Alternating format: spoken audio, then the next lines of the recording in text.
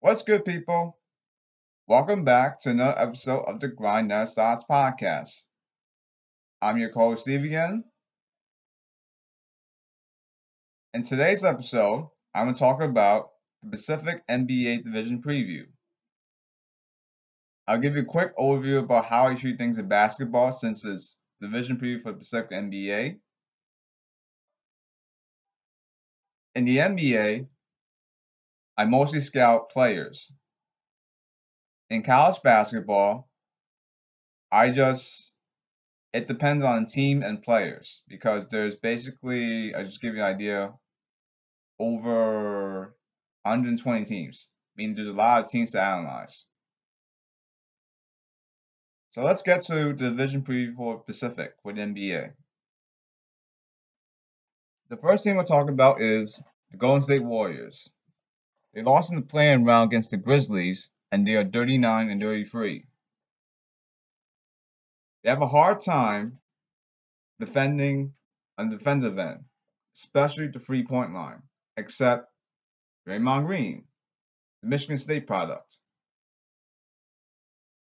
He's basically a defensive-minded specialist that can basically do everything. Yes, you can put in all 5 positions, and yes, you can switch with him.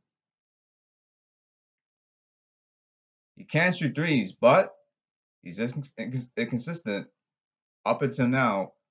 Last time he played basketball is at the Olympics when playing with Team USA. At the free throw line, he's inconsistent up until now. They like to shoot threes and cut to the basket, meaning the offensive player has to go straight inside for 2 points. Not setting the screen. That's what cutting to the basket means. You know, fans, you'd think that the Warriors dynasty is dead, or is it? It's not dead yet. The dynasty can still resume. Get this, basketball fans. Imagine if every person from the roster is healthy from the Golden State Warriors, they're still a threat to win the NBA title this year. Then you have Stephen Curry. He makes threes basically 99% of the time.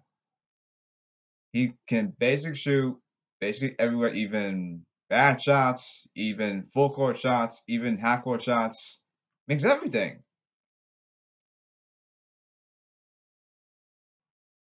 If you don't know what a bad shot is, I'll give you one example of a bad shot. For example, say you're Chris Paul that has the ball. He's your ball handler. And then you have Draymond Green, for example. 6 foot against 6'7", right? Let's say Draymond Green is right in your face, right near Chris Paul, right? Say you're the ball handler, right?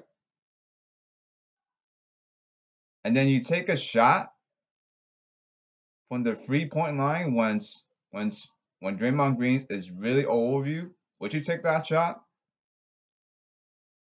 The answer will be no, because he's right in your face. That's an example of a bad shot. Getting back to the Warriors, his defense, never mind, because he's not known for his defense. But the other side, the offensive end, he's money everywhere. He doesn't post up, but you get the idea. He's basically ATM machine everywhere. Like, just give him anywhere 2 points, 3 points. He just basically makes everything.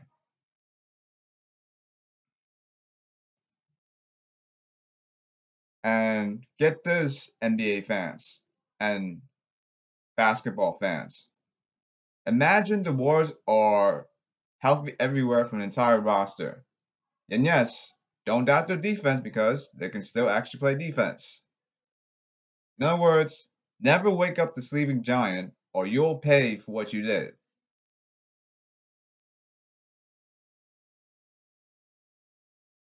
Next thing we'll talk about is the Clippers. So they lost to the Suns in conference finals, and they are 47-25. The Clippers have talent everywhere, regardless. But winning a title, they never won a title like forever. I feel bad for Clippers fans for not winning a title. That's the important thing. So they have two go-to guys, Paul George and Kawhi Leonard.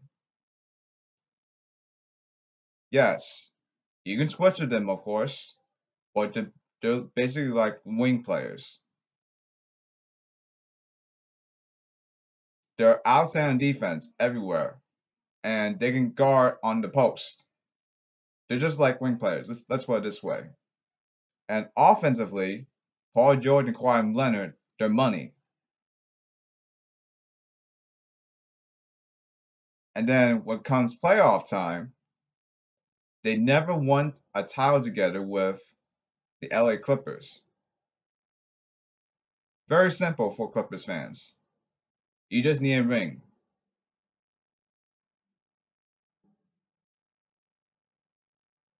The next thing we'll talk about is the LA Lakers. So they lost in the opening round to the Phoenix Suns, and they are 42-30.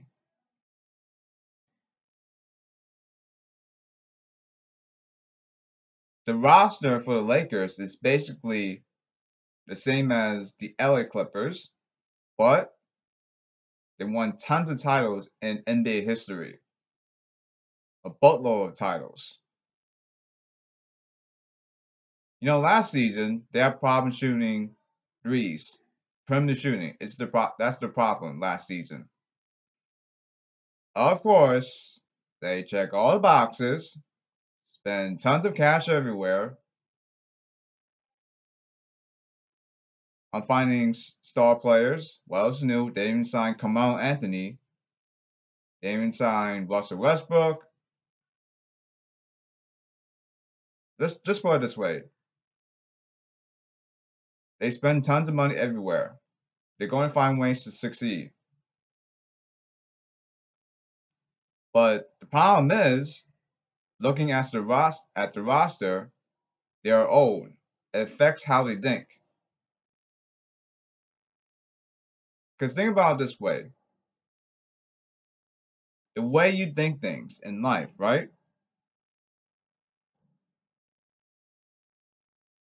When you get older, you decline. Well, decline when you're older will be a factor to the roster for the LA Lakers. The problem here is not just their age. The point guard position is the problem. Russell Westbrook and Rajon Rondo. There's one problem with the point guard position. They're made to shoot bricks, meaning they're bad 3-point shooters. And then you have the head coach of the LA Lakers, Frank Vogel. He's going to make you play defense and play half court. He's not he doesn't really run the fast break a lot. Very simple for Lakers fans. Age and the point guard position is something to watch this year. For the point guards, they have to prove to me they can shoot the free ball, which they can't. Show me the evidence, Westbrook and Rondo. And then you have the Phoenix Suns. So they lost the NBA Finals to the Milwaukee Bucks, and they are 51-21. The Suns lost to the finals because they got beat on the glass. They need a power forward that has size and grab boards. When you're defending, you should always especially watch the backcourt of Chris Paul and Devin Booker. Devin Booker is your shooting guard, and Chris Paul is your point guard.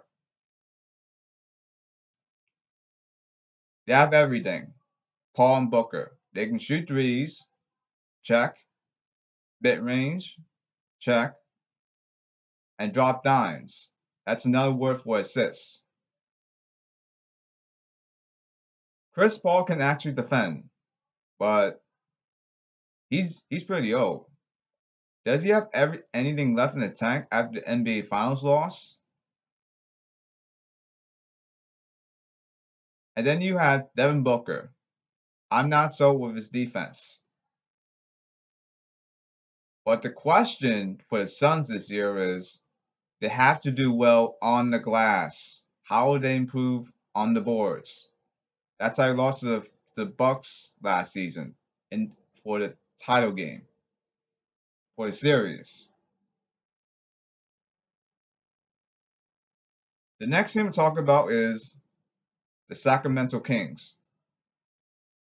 So they are 31-41 last season. I feel sorry for Kings fans for Robert Horry as a LA Laker making the 3-point shot that made the Kings basically go downhill after that.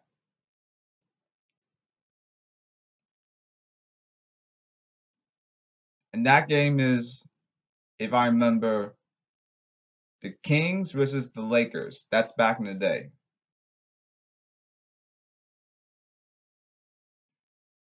So they have a hard time after that trying to win a title through the years after the 3-point shot. So getting to the Kings this season and last season, their offense is okay, but sleeper because they're 16th in 3-point shooting and 10th in points scored. Defense has issues at times, but on the glass, it's 30th in total boards. Now I know one reason why they struggle on defense. Look, if you can't grab rebounds, you're going to bail out high-powered offenses, especially Stephen Curry. And yes, he can run. Good luck with that.